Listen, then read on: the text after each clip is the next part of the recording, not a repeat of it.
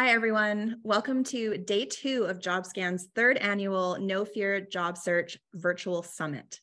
If this is your first session of the week with us, we're really happy to have you. And if you've been to other sessions, thank you so much for supporting our speakers so far.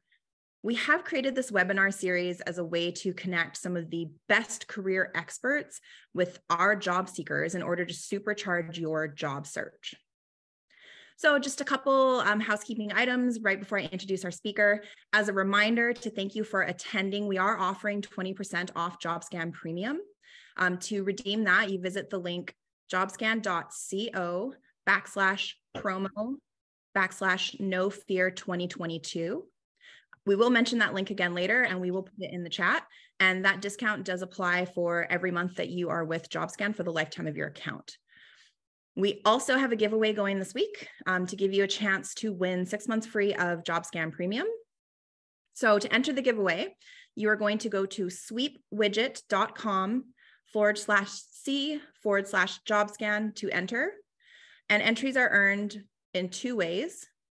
One, by sharing the event on Twitter or on LinkedIn. And so this must be done using the link on the giveaway page. Or 2, by entering a code from each session. So each session's code will be given at the end of the session. And you can earn multiple entries. And we will be sharing that code at the end of this session. So without further ado, I'd like to introduce our speaker for this session. It's Miriam Spinner. She's a career coach. And today, Miriam will be presenting on LinkedIn optimization. Feel free at any point during Miriam's talk to enter any questions in the Q&A box, and we will try to address them at the end of this presentation. So without further ado, welcome Miriam, and you can take it from here. Okay, well, hello, everybody. Great to be here. Thank you. Thank you, Angela, and thank you, Robert. Thank you, Sydney, for inviting me here again to talk about LinkedIn. And I'm thrilled to be here. So is everybody ready to have some fun today? Okay. So last night, I was reading a book to my grandson. And the name of the book it's from Dr. Seuss, and it's titled The Green Eggs and Ham. Hopefully some of you may have heard about it. And it's about a little story about this little boy who his name is Sam, and he is having a conversation with this grumpy guy. And what's happening is this little boy wants to influence this grumpy guy to eat green eggs and ham, and the grumpy guy doesn't want to eat them. And so what he does is he gets real creative, and he says, okay, Sam guy says, I'll tell you what, how about if I put the green eggs and ham in a box? Then maybe will you eat them? And so the grumpy guy goes, no. He says, well, I'll tell you what, how about if I put them in a car and a train? Then will you eat them? And the grumpy guy says, no. And then he says, how about if I put them next to a goat? And the grumpy guy goes, no, no, no. And so finally, after he actually did put the green eggs and hams in many other places, the grumpy guy goes, okay. Let me just think about it. And let me just be. And so he let him be, and then he ate the green eggs and ham. And yep, he loved it. So here's a question for you in the chat box. Go ahead and enter what you think. Why do you think that the grumpy old guy wouldn't eat or even try the green eggs and ham? So Grant says he wasn't offered a glass of wine first. Yeah. It was not his idea. There was no trust, too much pushing, resistance to change. We've got a lot of great answers here. He was paranoid, fear of the unknown. It was green. He's a creature of habit, preconceived ideas of what it would be like, that eggs are usually not green, so it was not appealing. He was not hungry. Some misconceptions about the food. Yep. Love it. Yeah. Fear. That's all great. And one of the things I just heard is if you put it all together, it's fear. And fear is the same thing I see on LinkedIn, and why job seekers, why I see a lot of my clients, what emotion that's going on with LinkedIn. And it's fear. It's different types of fear. Just like we heard about with the grumpy guy, is that fear, it's if you're doing something, it's out of your comfort zone, right? You're not familiar with it. Maybe it's rejection. Your fear is that if you reach out to a stranger on LinkedIn, your fear of being rejected, or maybe you got some rejection letters and maybe you feel like that's going to happen on LinkedIn. Or maybe you don't use this fear of patience, right? Because you do need a lot of patience when you're using LinkedIn, and maybe you think you don't have it. Here's something I hear a lot. In fact, the data, I just saw a survey recently that said this was the top reason, and that is fear of shame, that you feel shame. So maybe you were separated from work, or maybe you were laid off, or maybe you just quit, you feel shameful. So those are the fears that I see. And today, what we're going to do is we are going to crush those fears. Okay, so let's go ahead and do a poll. The poll we're going to have is, it's going to be 3 options. One is your most top fear, whether it's crafting the profile itself, or whether it's reaching out to strangers on the platform, or maybe there's something else that I need to know about, because those are the 2 what I hear the most. So let me know if there's an other. Then let's see what let's see what numbers come out. So the poll is running, Miriam. We'll leave it open for about 5 more seconds. Just let everyone get answers in. We're at over 200 answers. So it's some awesome data that we're going to get. Cool. Love that. I used to be an engineer, so I like data. Yeah, as a marketer, I love data too. Yeah. All right, I'm going to close up the poll here. And so we had about 54% of people said their top fear was reaching out to strangers.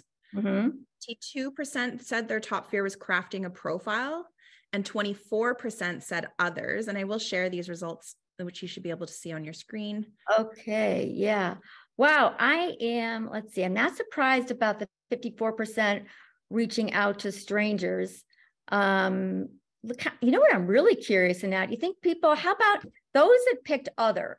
Can you tell me in the chat box, tell me what I'm missing? What else are you fearful about?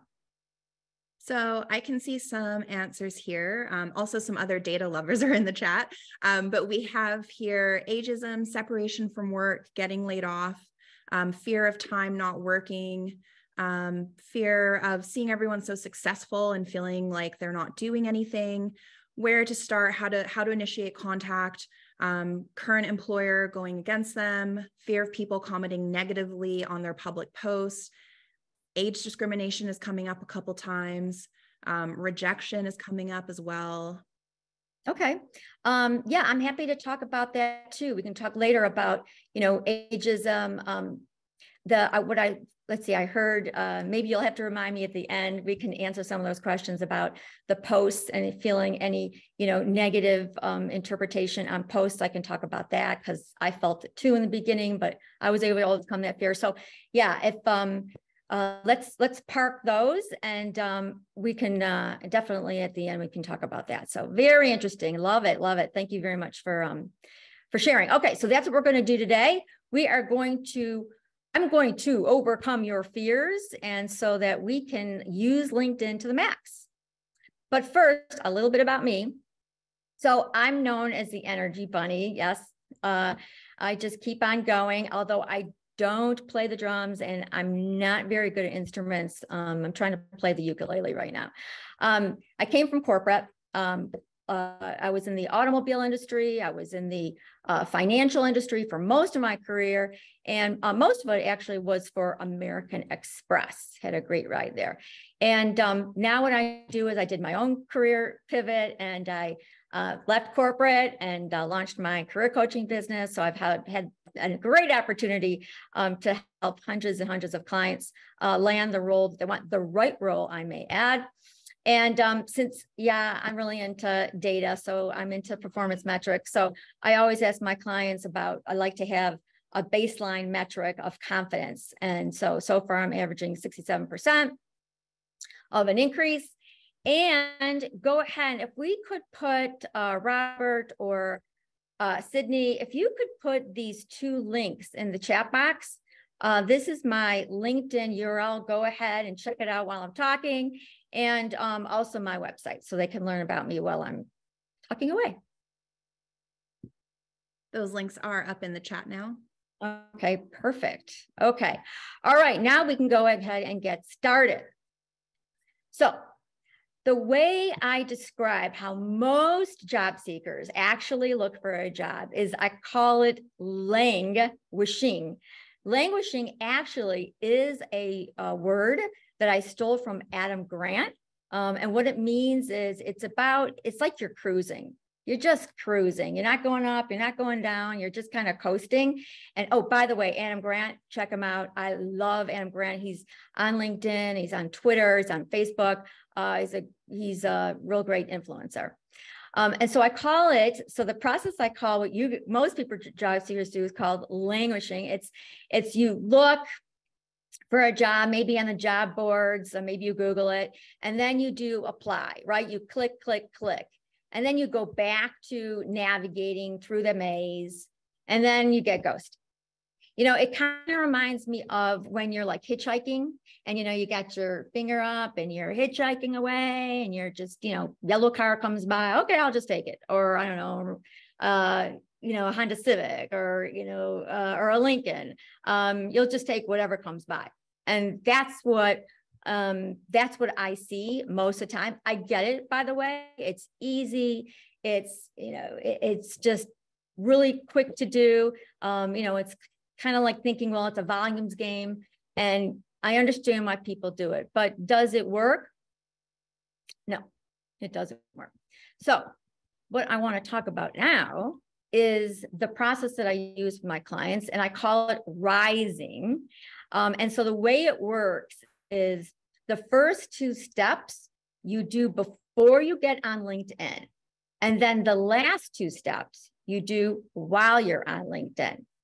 So for the first two steps, it's all about, it's kind of like you're going to a party and, you're brushing your hair, you're putting a nice shirt on, you're shining your shoes, you know who you are. That's what those first two steps are. And then those last two steps are like going into the party, you open the door, you don't sit in the corner, you go in the door and you actually go up to people, you know exactly what you're looking for, and you know exactly which people that you want to approach. Okay, so now let's talk a little bit more about rising. So rising, the first is the R. It's about getting real. It's about being your authentic self. It's knowing who you are. In fact, this is one of my favorites. And so what we're going to do for this first step, and it's who you are and what do you want. I'm going to call out the first volunteer that we have, and his name is Hudson. Hudson, are you on the line there? Can we unmute Hudson? Yeah, I'm just going to unmute him right now. All right, Hudson, you can go ahead and unmute yourself and you should be heard by all of the attendees. Okay, so what I'm going to do with Hudson is I'm going to go through each of these. Hi, Hudson. Thanks for participating. I'm going to go through each of these values. And then when I say, each of these areas. And then when I say each area, I'm going to explain it. And then Hudson actually is going to talk about his values and his strengths. I had a chat with him before the presentation. We walked through it together and he was happy to share it with all of you.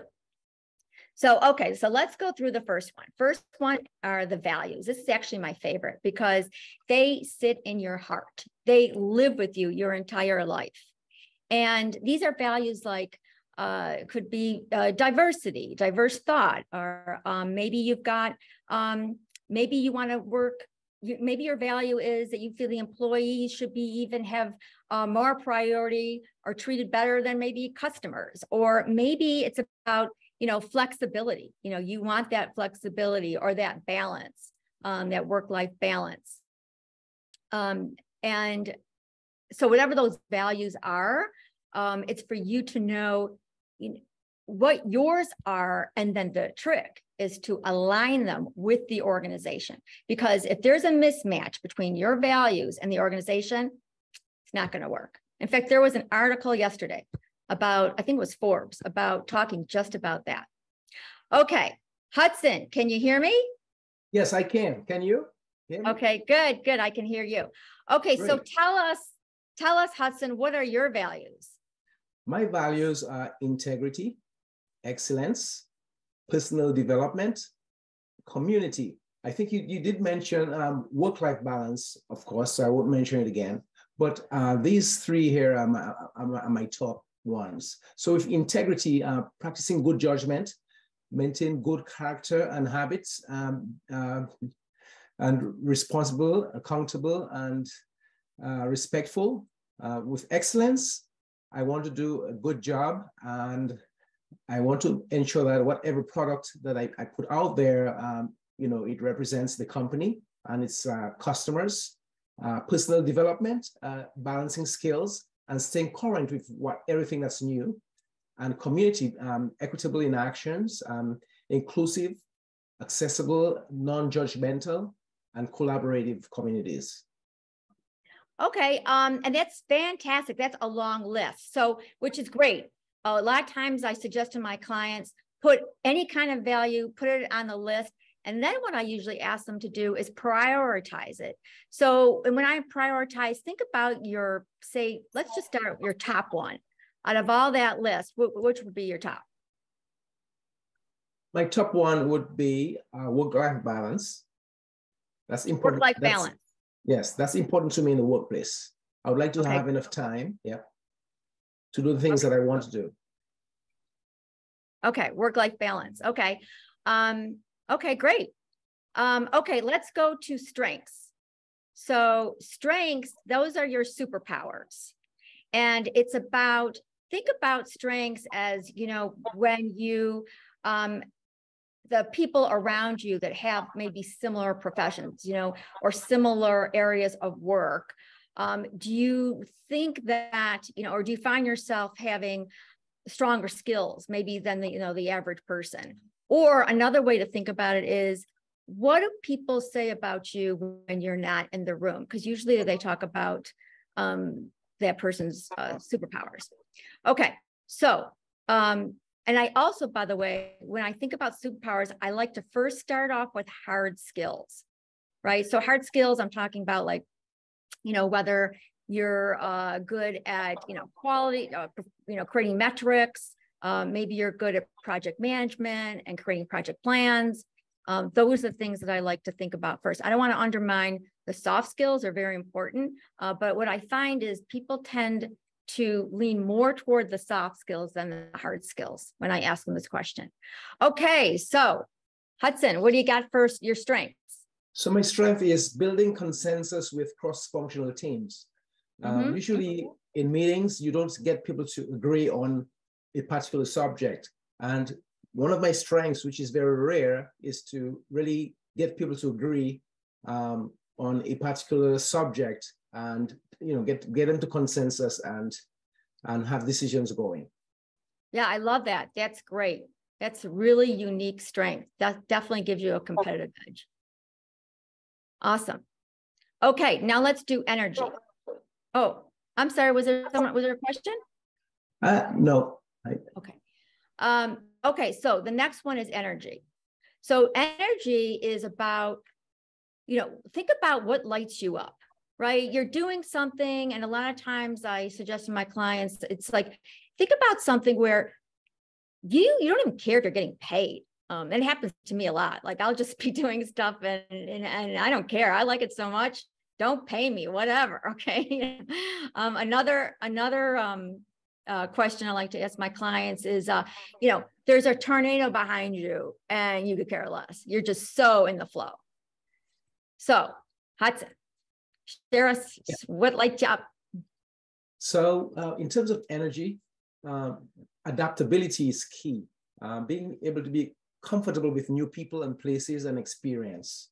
Without that, it is going to be very difficult working in the business environment or the corporate environment.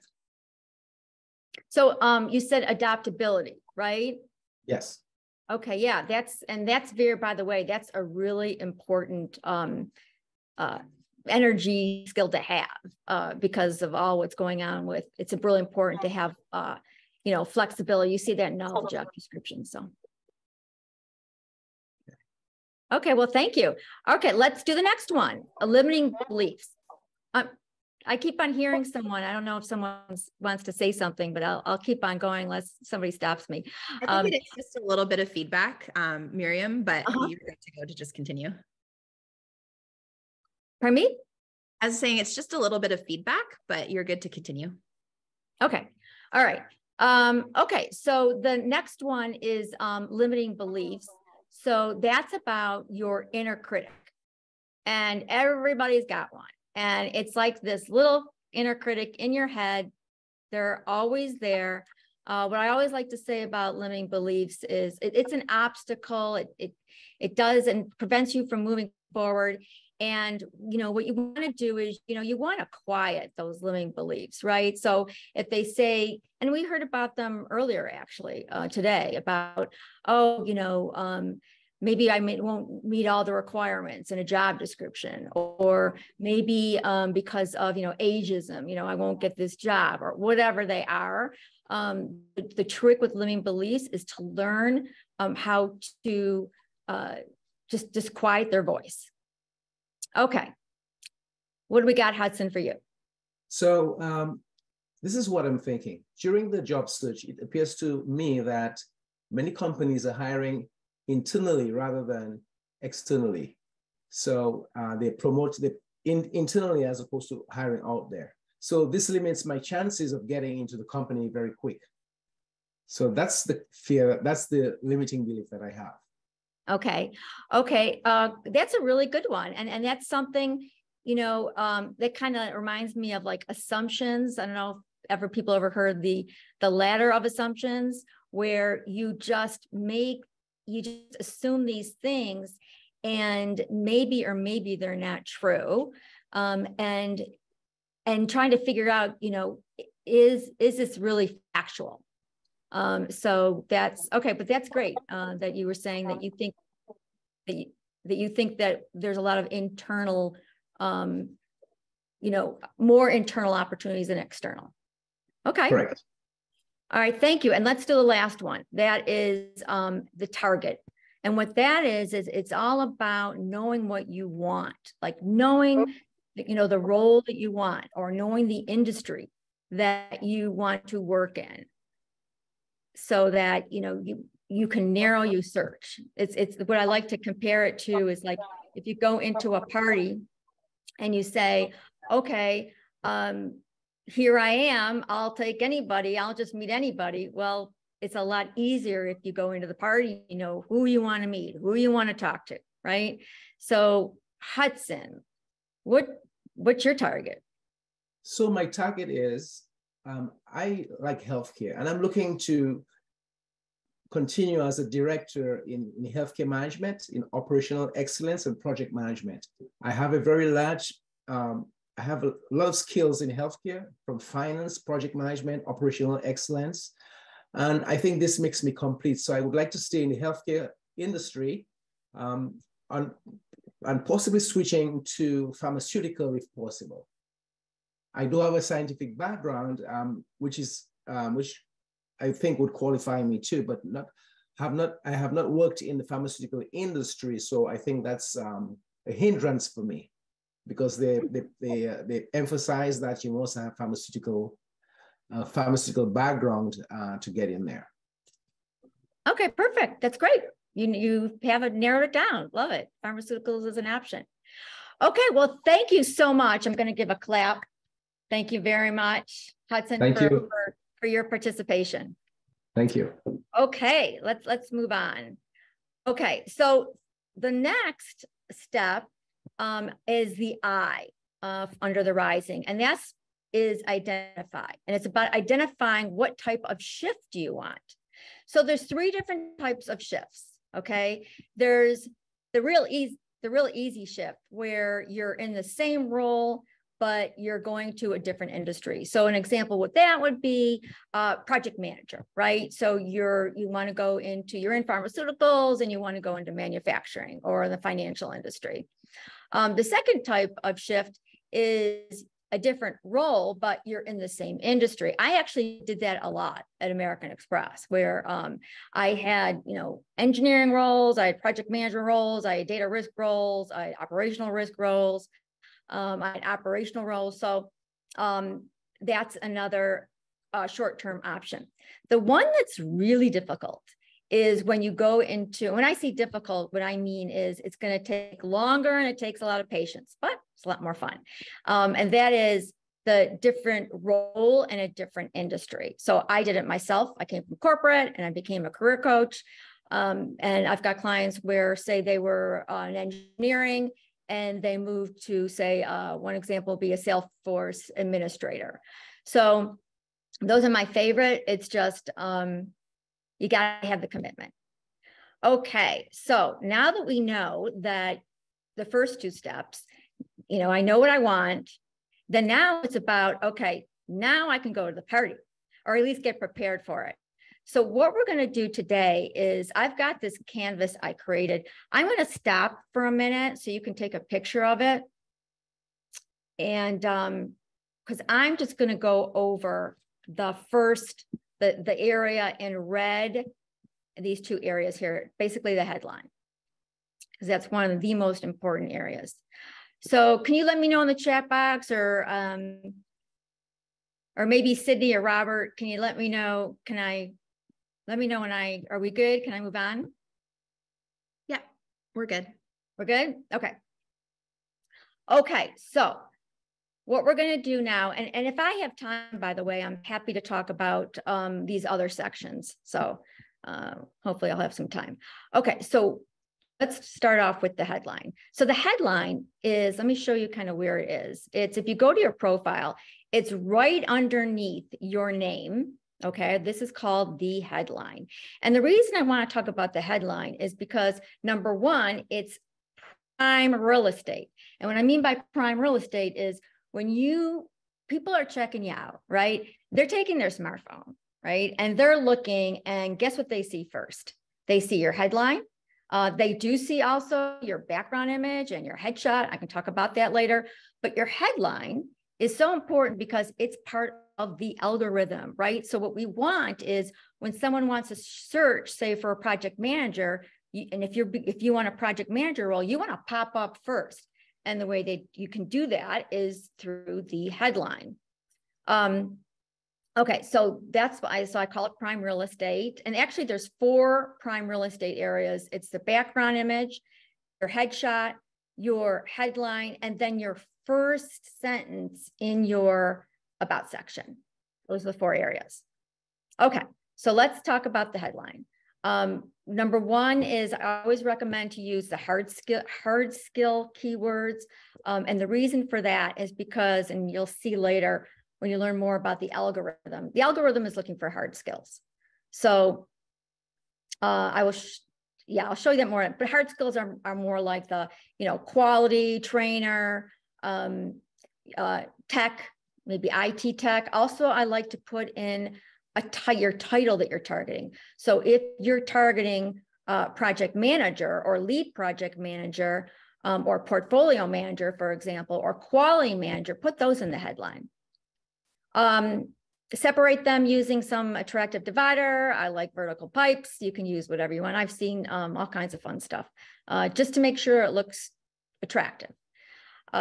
Consider using a tagline. So for certain professions, let's say you got an award, like this amazing, unique award, a global award. Yeah, shout that out. Maybe if you're in sales or something where, your big measurement is revenue. So you can shout out, 30% increase in the span of 2 years, contributing $3 million to the bottom line, whatever that is. Sometimes that can work. And I always recommend to use, you've got 120 characters, use it. And here's the thing that I like doing it. I think it's kind of fun where you end up adding in something fun about you. So for example, if you're, let's say you're a ping pong player, a mean ping pong player. I think I saw someone wrote, they make a mean chocolate martini, or maybe you're a breeder for some type of dog. What did I see? Oh, Bernedoodles. I saw a breeder for a Bernedoodle. So the reason I say that is because it's commonality. It's some people, mine says learning how to play the ukulele. Some people just talk to me and start the conversation because of that. Okay, so let's go ahead and bring out, oh, by the way, something next we have to do is we have to test and adjust. And what that means is I'm going to show you how to test your headline and then to adjust it. And actually, I'm going to do it right now. Go to your profile. And if you scroll down, you'll see a place where it says, you got to scroll down a little bit, and it says analytics, and then it says private to you. You want to go there. And then what you want to do is you want to click on the piece where it says search appearances. And you want to click on that. And then when you click on that, then you're going to get a place where it says, it'll tell you the keywords that you were found for. And what that means is that what the words that people are using to find you. So for example, if you want to be a IT leader, so you want people to put down, information IT leader or IT manager or maybe IT director. Now, the trick about this keywords you are found for is you got to adjust it. So let's bring in our second volunteer, Janet. Janet, are you out there? Hello, I am. Hi, Janet. Thanks for joining us. Thanks for having me. Sure. Okay. So what I did with Janet before the call is she showed me, if you take a look on this side, she showed me her headline, which she had, which was pretty cool because I thought what she had was pretty decent. But the thing is, a lot of these, a couple things. One is sometimes they're too generic, like people don't enter in change management typically, or they're not going to enter in cross-functional typically, or collaborator or innovator. So, or driven, right? Those are those soft words I see. Like if I see motivation one more time, I'm going to go nuts. Okay. Right. So that's why we wanted to change those to be more closer to those keywords that we see in the job description. So Janet said, I think Janet, it was agile transformation leader. Was that the one that you were looking at? Yes. That was the role I was looking for. Okay. So what we did was we actually put in more words that were closer to that job description, right? You see continuous process improvement, you see business transformation, agile leader.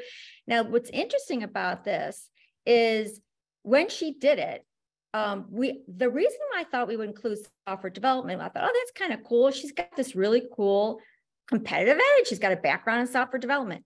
But from an algorithm perspective, it picked it up. And when she looked at her keywords, I think, Janet, you're telling me a few days ago, you saw more, it was like tech engineer or something, right? They weren't the right keywords. Yeah, the keywords that I was found for was engineer and technical lead. Yeah, and we don't want that. So what we did was we said, all right, let's take out software development, because I think that's what was driving the algorithm when it saw that. And I don't know, Janet, did you have it? It may not have updated because it takes a few days. Did you? Yeah, I just checked today and it hasn't updated yet, unfortunately. Yeah, it does take a few days. I think I've seen like 6-7 days for it to update. So Janet will just have to keep on adjusting. Anything, Janet, you want to shout out that you learned from this or that you think would help others?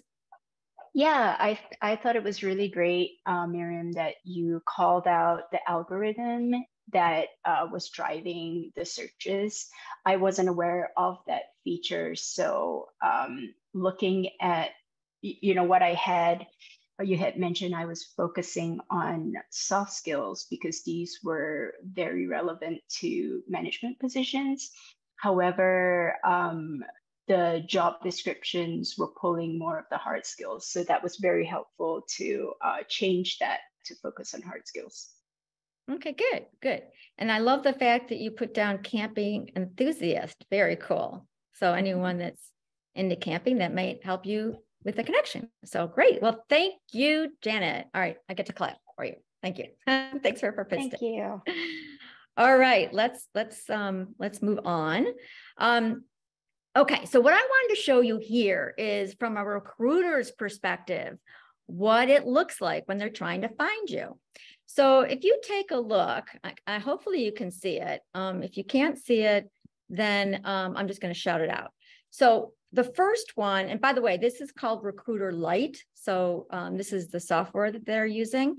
And the first one's called Spotlight. And what that is the recruiter, let's say I work for, I don't know, General Motors. I want to attract people that are interested in General Motors.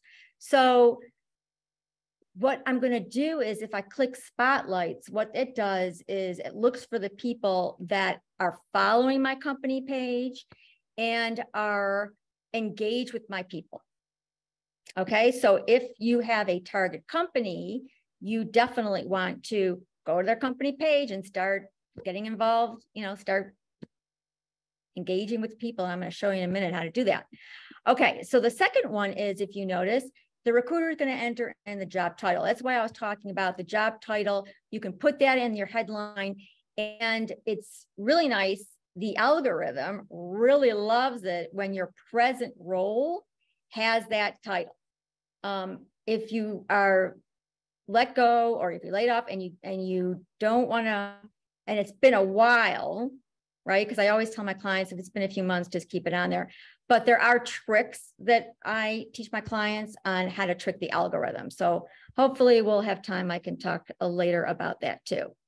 Okay, so let's continue on. The next one is location. So if you want to move to a different location, then put that one down because the recruiter is putting a location. Although I think post-COVID, maybe not so much anymore.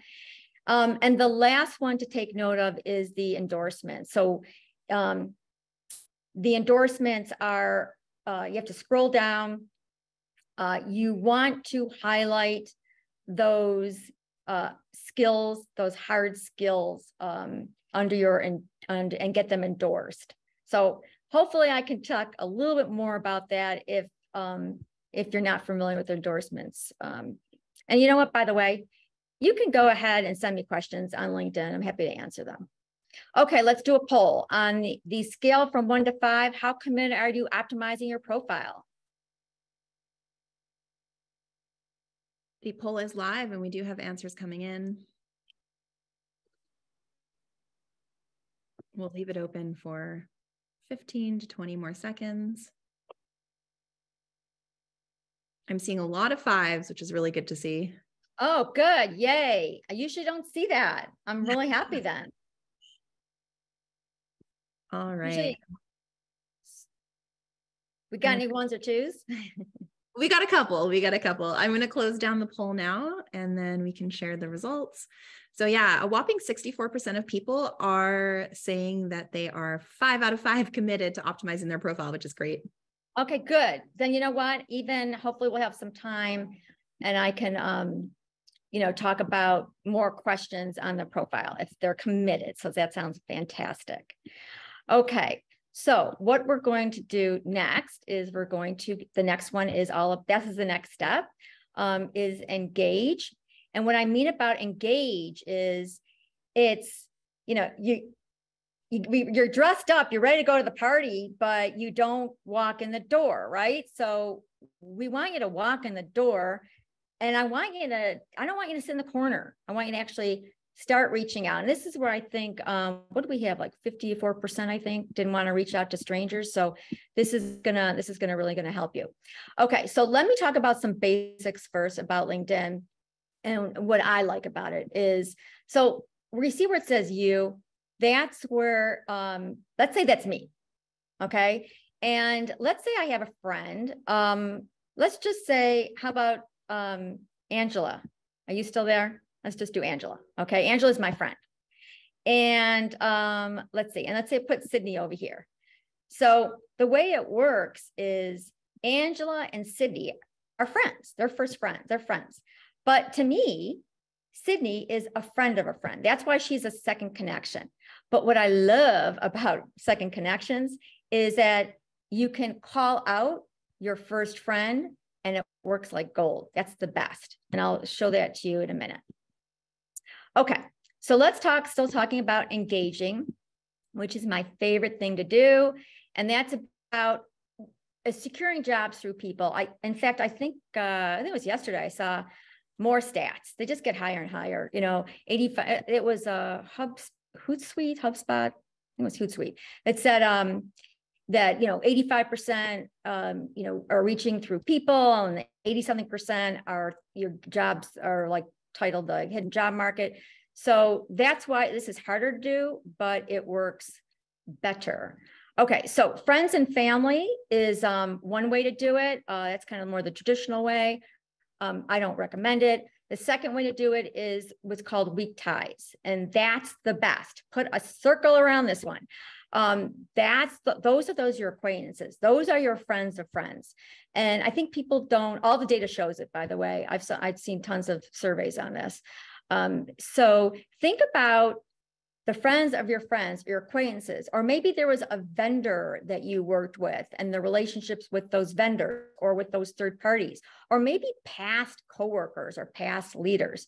Think about those people. And then the last is the strangers. That's the hardest. I do it all the time, and I'm going to show you how to do it today. Okay. So now that we're engaged, this is the process that I use with my clients. So we've got 5 steps, and what we're going to do is we're going to actually start with the first one, which I'm going to use an example of Buffer. I kind of like Buffer. Let's say I'm looking for a job. I want to reach out to people on Buffer. I don't know anybody. So my first step is, and usually I recommend my clients create a list of 3 to 5, but let's just do Buffer today. And then okay. All right. So this is Buffer. First step, I'm going to go to the company page on LinkedIn. And what I like to do is I like to, read their posts, get to know them, the people. So I feel like I know them a little bit. And then I also like to look at their employee count to see, they tell you on LinkedIn, whether it's going up or down. If it's going up, that's a good thing. And then, what I really love about this page, this information, is it tells me 2 things. Who used to work there, and trust me, I use it a lot. Okay.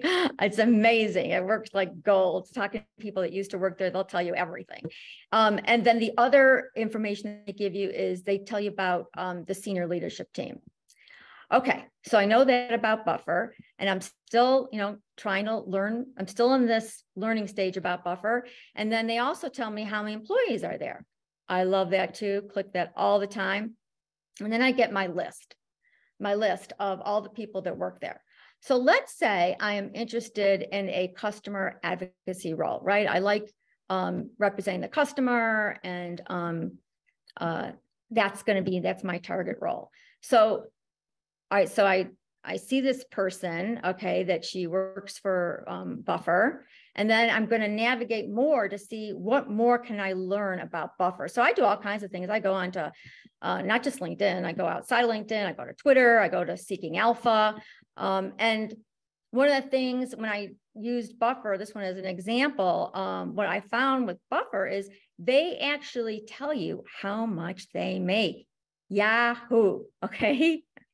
So this particular person makes $111,000 a year. So I can, kind of ask myself, well, okay, is this something that is in line with the salary compensation that I'm seeking? Let's say it is. Okay. Well, then what I'm going to do is I'm going to go to the next step, which is we identified the people already. We had the target organization, identified the people. Now what I'm going to do is what I call the friendly nudge. It's like a flirt. And so what I do is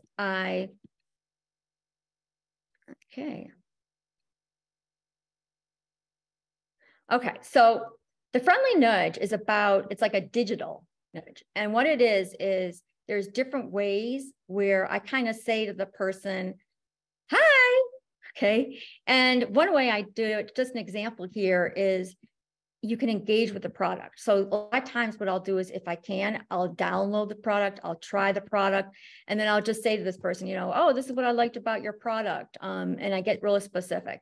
In this example, what did I do? Oh, I think I just said I was interested. Is there anyone that, can I talk to about that?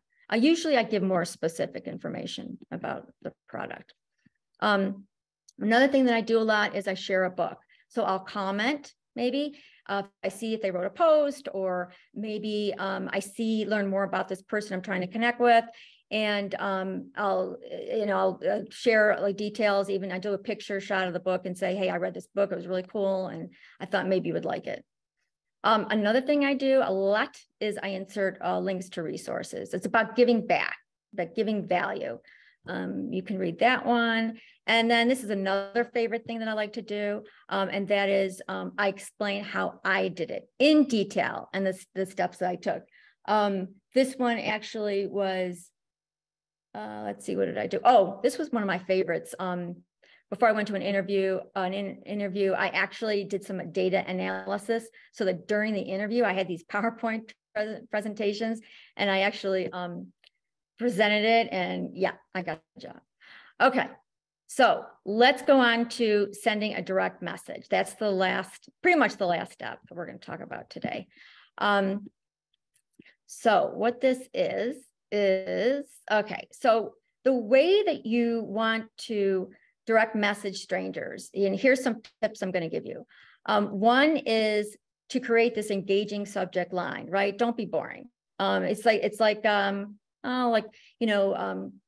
a fellow ex-Amex employee, or I'm a fellow. A lot of times I'll look for something common thing, like or something I liked about something I read about them. I'll put that in the subject line. People like compliments. Oh, find commonalities. Yeah, that's huge. I literally spend my time. In fact, I did this 2 days ago. She was, we had her first name was my sister's name, and she spelled it very strange spelling, and it was exactly like my sister's. And so I actually said that. I said, my sister has the exact same name, and she spells it just like you. And yeah, she responded. Third one is, oh, this is gold, mentioning a shared coworker. If you have someone that you have in common, oh, you don't even have to do a lot of work. That works the best. Put a star around that one. The next one is giving an authentic compliment. And, it's got to be authentic. I did that, by the way, with a journalist in Boston. I loved her writing. And sure enough, she actually quoted me in one of her articles. And then, yeah, giving value in exchange for their time. I think that's really important, to give value first. And there's all kinds of creative ways that you can give value. A lot of times I just say, hey, if you want me to introduce you to someone in my network, or, I work for so-and-so, I'm happy to connect you. Okay, now let's go ahead. I'm going to give you a link on this, so you don't have to take pictures of it, but I'm going to show you 3 templates that I put together. And let's see, do we have Lawrence? Are you out there? We've got our last volunteer. So I don't see Lawrence on the attendee list. Okay. Lawrence, you might be logged in by a phone number. Make yourself known in the chat. Okay. All right. No big deal. Okay. Hold on 1 second. I see him. I got him. 1 second here. All right, Lawrence, you are allowed to talk. Okay. Hi, Lawrence. Hello. Thanks for participating. Can you hear me? Okay. Yeah, I can hear you. Hi. Hi. So I'm going to go through the 3 templates, and then how about if you talk about, or I'll talk about a little bit what we did, and you can share your experience. Okay. Yeah. Okay. Yeah. Okay. So the first one is a template that's a friend of a friend's, which I mentioned. This is all you got to do is say, I'm a friend of so-and-so, and you don't have to work that hard. This particular example is I shouted out what I loved. They see that I looked, she mentioned your work, right? So this is like, I looked at her work and I was really specific about what I loved about her work. And then of course there's a call to action, right? Would you be interested? Thank you for your time. The next example is the fellow alumni. That's another one that works really well. I used ex-fellow MX employee. If you can, anything where you are a fellow of a group, PMP is another good example. If you've got a PMP certification, great template to use. Here I gave an example. What I did for this one is, this is corporate language. And so if you're familiar with the company and you know their corporate language, I would use it with the person that works there because that works really well. I've got my call to action on the bottom there. And the last one is stranger. So this is the hardest one, but if you notice, I've got, I give them exchange for my time. Okay, I know we don't have too much time left, so I'm gonna, Lawrence, can you share with us, when we sat together, you shared with me, you're in gaming, and you shared the company that you're looking for, and I identified some strangers that lived in Canada, in Toronto, that you can connect with. So how about if you kind of share what you got out of, what you can share with the group about what helped you? Yeah. So it was really interesting, just the things that you were talking about to focus on. So we looked at a specific company to start instead of just any company. And then we went through and looked at the connections that either I may have had or other people that I saw that were of certain positions or had certain interests or commonalities. And then from there, we just looked at their pages and saw what their engagement was like, and went from there. And you showed me how to do the nudging technique, and I'd say it was the degrees of connection was a thing that I really wasn't all that aware of on LinkedIn like that, and that was really great to learn. And using location, like you mentioned, as an in. And then we went through some pages of some people and targeted, especially in their like features section of their pages, to use any projects that I can use for the direct message. In this case, we were working with strangers, so that was really useful. Yeah. Good. In fact, there was one guy that we found. Did you reach out to him yet?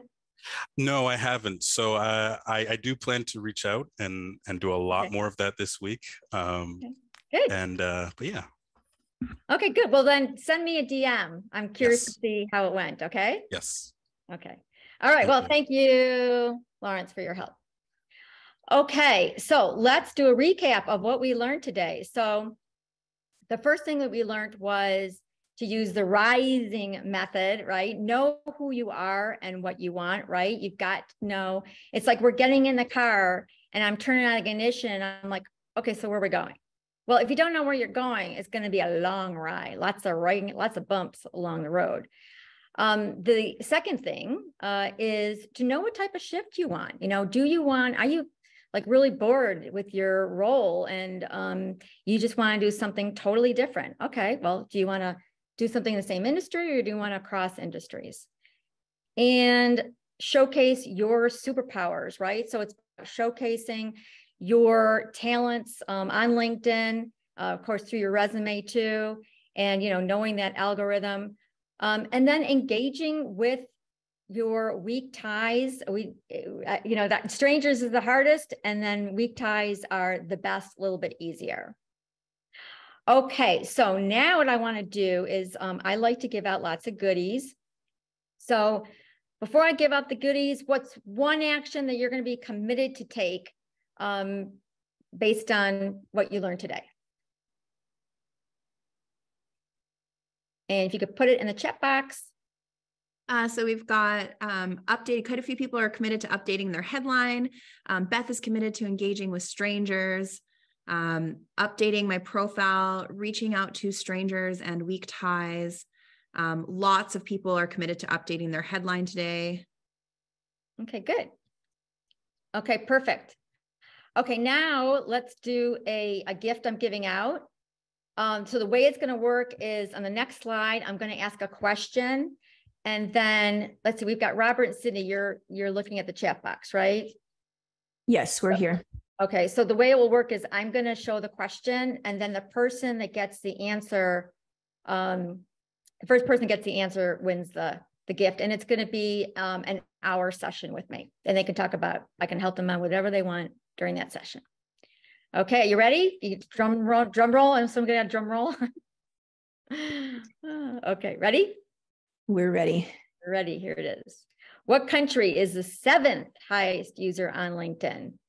So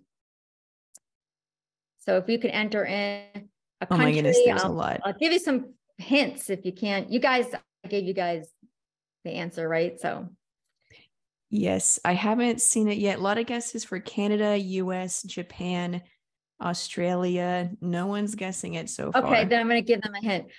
Europe, the countries in Europe. Italy, Poland. Oh my goodness, there are way too many to keep up with. Okay. A lot of guesses for Germany, but it's not that. Oh, hold on. Someone guessed it. I am going to have to go back through. This stream went so fast. I'm going to have to go back through and find the person that said this. Oh, Lynn Charles. There it is. Lynn Charles. Okay. Lynn Charles. Yay. Congratulations. Okay. Hopefully you're on LinkedIn. So we'll be, in fact, could do me a favor, Lynn, go ahead and DM me on LinkedIn. So we'll set some time up. Okay. All right. Congratulations. All right. I have another complimentary gift. If you could just put this in the chat box, if you're still feeling that fear or any other thing that's blocking you, I've got this no cost assessment. It's 5 minutes. What I'll do for you is you take the assessment. It's then what you can do is I'm offering an interpretation of that assessment for you. It's on the Positive Intelligence site, and yeah, you just go right to that link. And what you can do is, here's the steps you could take the assessment, and then you could take a picture of this, a scheduled time. In fact, you know what? Can you enter in the assessment link, and you can enter in the Calendly link in the chat box? Yep, I just posted it. So y'all will see the link first, and then below that's a message with the Calendly link. Okay. And then what I'm going to do is for the last 10 minutes, we can talk about LinkedIn, help you out. Let's see. Do I have any other goodies? This is, I am offering a bonus. If you're interested in working with me, I've got, here's my, could you put, let's see, you've got, oh, do you mind putting maybe my Gmail? I don't know if you can, but if you put my Gmail address, because you've got the Calendly and LinkedIn in there. Yeah, go ahead and I'm adding a bonus in. So set up some time with me. There's a complimentary 20 minutes I'll give with you and share with you the bonus I'm giving only to JobScan attendees. Okay. All right. And I want to leave you with this, and it's because I love Dr. Seuss. You've got brains in your head and you've got feet in your shoes, and you can steer yourself in any direction you choose. Okay, so it's been lots of fun. I hope you got lots. Now, I know we only have a minute left. I did add on this last slide, if people want me, if they want to stay a few minutes, I'm happy to give them more tips on the profile. But I really wanted to focus on the leveraging LinkedIn because nobody does it. Thank you so much, Miriam. Miriam, did you want to take, I know we are over time, but did you want to answer maybe a couple of questions? Yeah, I was going to say, I know we're over time, but if anybody wants to stay and ask questions, or if they want me to, even I can go over some of these areas within your headline, I'm happy to do it. We did have a very common question, which was whether the ability to see the keywords on LinkedIn was a premium feature. So a number of people did ask us that. Yeah, that's a good question. It should be, they started off with being premium, but they did announce they were going to roll it out.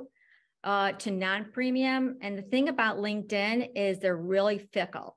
So I would say if you don't have premium and you don't see it, then I would suggest you can get premium for free unless they changed it. It used to be they would give you a month. First, they started off with 3 months, then they went back to a month, but they do give you premium for free. I would go ahead and just, take advantage of the free offer. And so you can get this feature.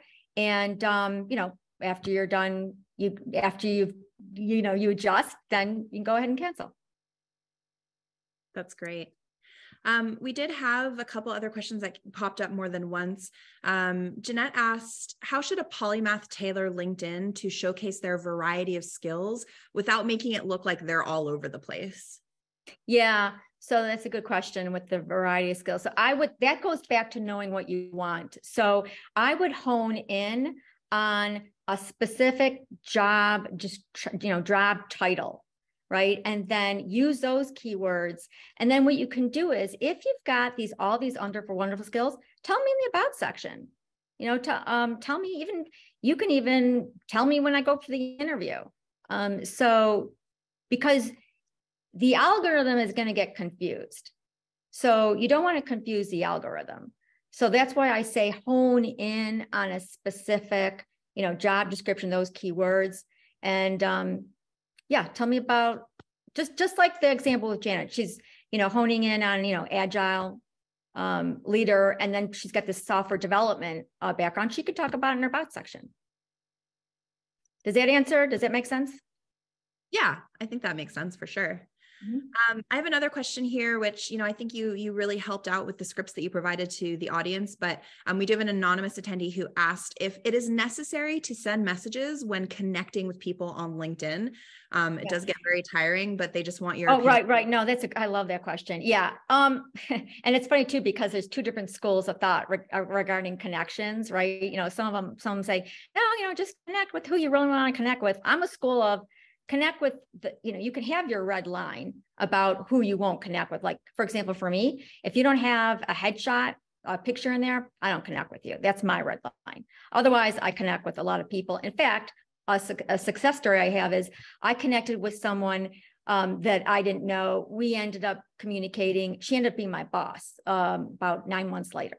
So that's one thing I wanted to point out. Regarding the messages, I say no. I know LinkedIn always says, maybe you should write a few words. I don't. I connect with people. I don't write messages, initially. Now,